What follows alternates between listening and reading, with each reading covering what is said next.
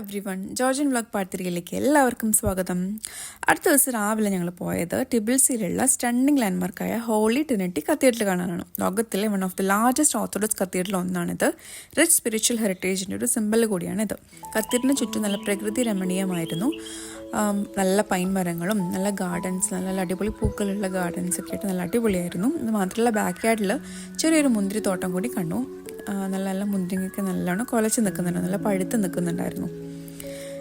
താമസിയാതെ നമ്മൾ ഉള്ളിലേക്ക് കയറാൻ ഡ്രസ് കോഡ് ഉണ്ട്.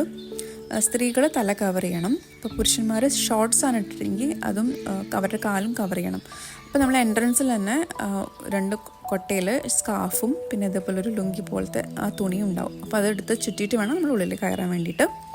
1995 ഇതിൻ്റെ കൺസ്ട്രക്ഷൻ ആരംഭിച്ചത്. 9 വർഷം എടുത്തിട്ട് 2004 ഇത് പൊതുജനങ്ങൾക്കായിട്ട് തുറന്നു കൊടുത്തത്. ഇതിൻ്റെ ഡിസൈൻ വന്നിട്ട് മോഡേൺ ആർക്കിടെക്ചറിൻ്റെയും ഒരു ട്രഡീഷണൽ ജോർജിയൻ രീതിയുടെയും ഒരു ബ്ലെൻഡായിട്ടാണ് ഇത് പറയപ്പെടുന്നത്. ടിബിൾസിയിൽ ഒരു മസ്റ്റ് വിസിറ്റ് പ്ലേസ് ആണ് നമ്മൾ ഹോളി ട്രിനിറ്റി കത്തീഡ്രൽ.